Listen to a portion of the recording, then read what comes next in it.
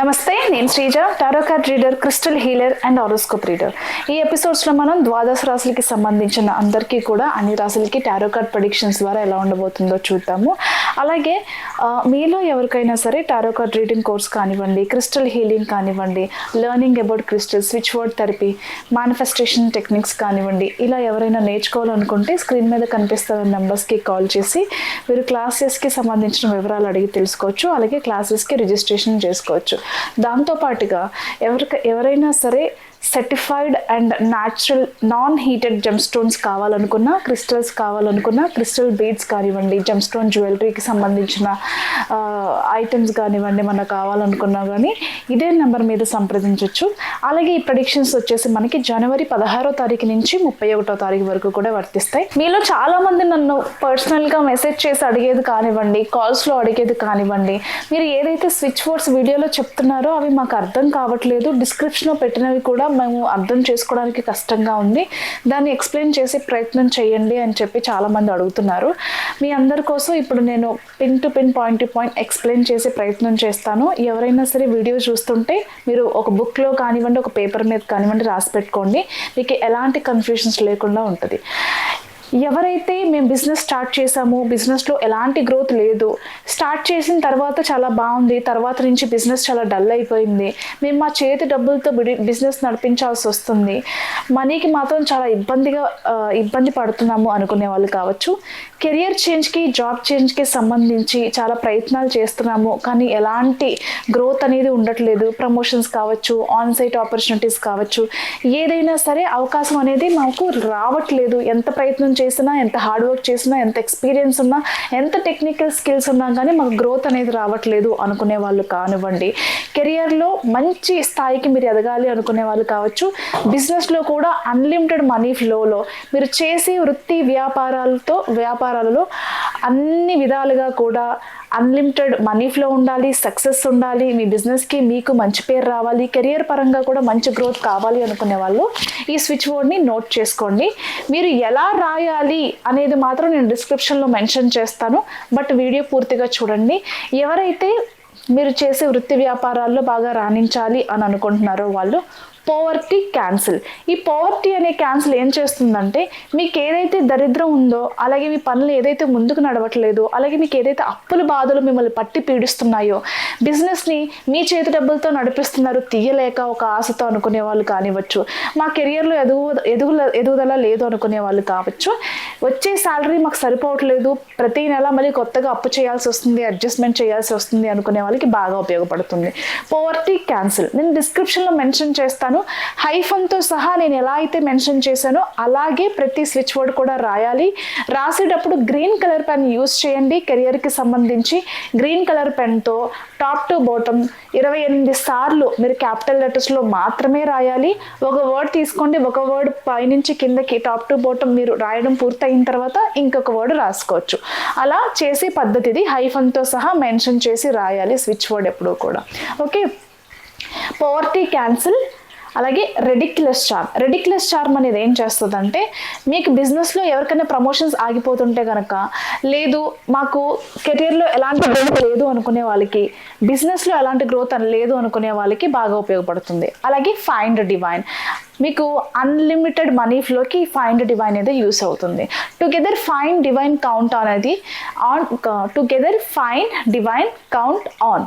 ఈ వర్డ్ వచ్చేసి వచ్చిన డబ్బులు మీరు రైట్ టైంలో ఎక్కడ ఇన్వెస్ట్ చేయాలో, మీకు డబ్బు అనేది వృధాగా ఖర్చు కాకుండా మీకు హెల్ప్ అవుతుంది అనమాట. సో ఈ 4 వర్డ్స్ కూడా ఎవరైతే నిత్యం 28 సార్లు క్యాపిటల్ లెటర్స్లో గ్రీన్ కలర్ పెన్తో రాస్తారో, మీ ప్రయత్నం మీరు చేస్తూ ఈ ప్రాసెస్ కూడా ఎవరైతే చేస్తారో, మీకున్న అడ్డంకులన్నీ తొలగిపోయి మీరు బిజినెస్లో మంచిగా రాణించడానికి, అలాగే మీ జాబ్లో కూడా మంచి స్థాయికి మీరు చేరుకోవడానికి, మీకు ఇష్టమైన జాబ్ మంచి శాలరీతో మీరు లైఫ్లో ముందుకు వెళ్ళడానికి చాలా ఉపయోగపడుతుంది. నెక్స్ట్ రిలేషన్షిప్కి సంబంధించి కూడా సేమ్ ప్రాసెస్ నేను డిస్క్రిప్షన్లో మెన్షన్ చేస్తాను. సేమ్ రిలేషన్షిప్కి సంబంధించి మీరు రెడ్ కలర్ పెన్తో రాయాలి. ఏం వర్డ్స్ అనేది నేను డిస్క్రిప్షన్లో మెన్షన్ చేస్తాను, ఆ రకంగా ఫాలో చేయండి. ఈ రిలేషన్షిప్కి సంబంధించిన వర్డ్స్ చూసుకుంటే కనుక ఎవరైతే మాకు పెళ్ళయింది, ఇద్దరి మధ్యలో అన్యోన్యత లేదు కానీ ఇష్టం ఉంది, ఒకరికి ఇష్టం ఉండి ఇంకొకరికి ఇష్టం లేకపోవడం కానివ్వండి, స్టార్టింగ్లో చూపించిన ప్రేమ ఆప్యాయతలు ఇప్పుడు మిస్ అవ్వటం కానివ్వండి, లేకపోతే మీ ఇద్దరి మధ్యలో థర్డ్ పర్సన్ ఇన్వాల్వ్మెంట్ ఎక్కువైంది, అత్తమామలు వేధింపులు కానివ్వండి, వేరే వ్యక్తి ఉన్నారు మీ లైఫ్లో అనుకునే వాళ్ళు కానివ్వండి, లవ్ రిలేషన్షిప్లో ఎవరైనా సరే పెళ్ళికి వెళ్దాము అని అనుకున్నారు కానీ అనుకోకుండా మీ పార్ట్నర్లో కొన్ని చేంజెస్ వల్ల అది ముందుకు వెళ్ళట్లేదు, లవ్ రిలేషన్షిప్ కొంచెం ప్రాబ్లంలో ఉంది అనుకునే వాళ్ళు కానివ్వండి, నేను డిస్క్రిప్షన్లో ఫర్ లవ్ అని, ఫర్ మనీ అని, ఫర్ హెల్త్ అని, ఫర్ గుడ్ ఎడ్యుకేషన్ అని అన్నీ మెన్షన్ చేస్తాను. లవ్ కోసం అయితే రెడ్ కలర్ పెన్ యూస్ చేయండి లేదా పింక్ కలర్ పెన్ యూస్ చేయండి. మనీకి సంబంధించి గ్రీన్ కలర్ పెన్ యూస్ చేయండి. హెల్త్కి సంబంధించి గ్రీన్ కలర్ పెన్ కానివ్వండి, బ్లూ కలర్ పెన్ కానీ యూస్ చేయండి. ఏ స్విచ్ బోర్డ్ రాస్తుంటుంటే కనుక ఆ స్విచ్ బోర్డ్కి సంబంధించిన కలర్స్, ఆయా స్విచ్ బోర్డ్స్ నేను డిస్క్రిప్షన్లో ఖచ్చితంగా మెన్షన్ చేయిస్తాను. అలాగే గుర్తుపెట్టుకోండి, మీరు ఏ ప్రాసెస్ చేస్తున్నా, ఏ రకం పెన్నరతో రాస్తున్నా సరే క్యాపిటల్ లెటర్స్లో మాత్రమే రాయాలి. టాప్ టు బాటమ్ క్యాపిటల్ లెటర్స్లో మాత్రమే రాయాలి. ఖచ్చితంగా ఒక్కొక్క వర్డ్ 28 సార్లు రాయాలి. నేను ఏదైతే ఇక్కడ మెన్షన్ చేస్తానో అవి యాజ్ ఇట్ ఈస్గా రాయాలి. మీరు రాయడం కంప్లీట్ అయిపోయిన తర్వాత ఒక్కొక్క వర్డ్ని 109 సార్లు జపం చేయాలి.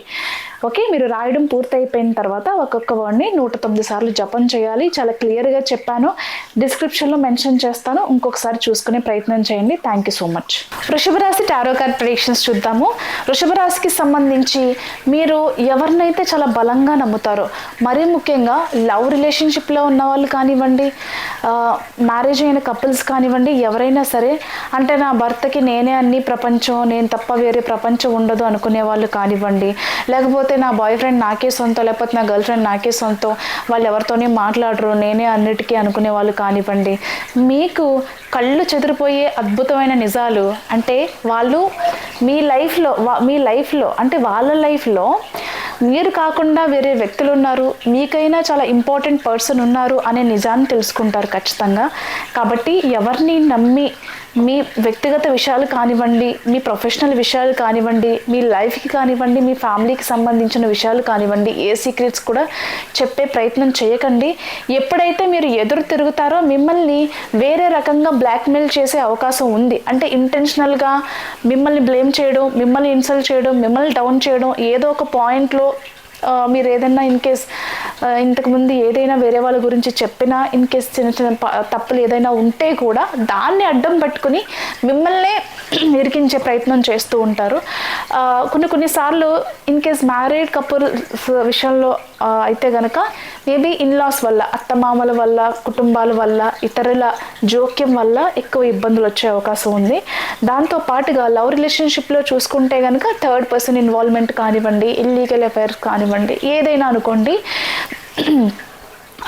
ఇది కొంతమంది ఇంటెన్షనల్గా కూడా, అంటే ఎప్పటి నుంచో మిమ్మల్ని వదిలించుకునే ప్రయత్నంలో భాగంగానే కావాలని ఇంకా కొన్ని చేష్టలు మీ మనసుని బాధ పెట్టే విధంగా కూడా చేస్తూ ఉంటారు. దయచేసి గమనించండి.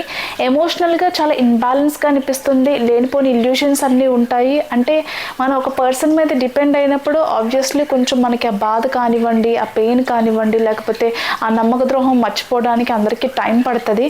దాని నుంచి బయటికి రావడానికి ఎలా రావాలో తెలియక కొంతమంది చాలా ఇబ్బంది పడుతూ ఉంటారు. ఎమోషనల్గా చాలా ఇంబ్యాలెన్స్డ్గా కనిపిస్తూ ఉంటారు. దీంతో పాటుగా ఎట్ ఏ టైం కెరియర్లో కూడా ఎంత ఎక్స్పీరియన్స్ ఉన్నా, ఎంత స్కిల్ ఉన్నా, ఎంత నాలెడ్జ్ ఉందా, ఎంత హార్డ్ వర్క్ చేస్తున్నా కానీ ఈ విషయంలో కూడా కొంచెం బర్డెన్గా అనిపించడం కూడా జరుగుతుంది. అంటే మీకు వచ్చే ఆదాయం కంటే కూడా దానికి మించిన ఖర్చులు, ప్రతి నెల అడ్జస్ట్మెంట్స్ చేస్తున్నాం అనే బాధ కూడా మిమ్మల్ని వెంటాడడం, ఇవన్నీ కూడా ఒకటేసారి కలిసి రావడం కూడా మీకు కొంచెం తట్టుకోలేని బాధగా ఉండే అవకాశం కనిపిస్తుంది.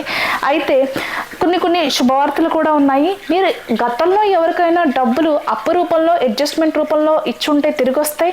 అలాగే మీకు తల్లిదండ్రుల ద్వారా కానివ్వండి, ఏదైనా బంధువుల ద్వారా కానివ్వండి రావాల్సిన డబ్బు ఏదైతే ఉందో, అంటే తరతరాలుగా రావాల్సిన ఆస్తులు కానివ్వండి, డబ్బు కానివ్వండి ఏదైనా ఉందో, లేదు మీరు ఏదైనా లోన్స్ అప్లై చేస్తే అవన్నీ కూడా తిరిగి వస్తాయి. ఇంట్లో చిన్న చిన్న మార్పులు చేస్తారు. అంటే ఇండ్లు రెనోవేషన్ కానివ్వండి, పాత వస్తువులు తీసేసి ఇవి చాలా పాతవైపోయాయని కొత్త వస్తువులు తీసుకురావడం కానివ్వండి, లేదా హౌస్ షిఫ్టింగ్ కానివ్వండి, మరీ ముఖ్యంగా ఆఫీస్లో కానివ్వండి, ఇంట్లో కానివ్వండి కొన్ని రెనోవేషన్ వర్క్స్ చేస్తారు.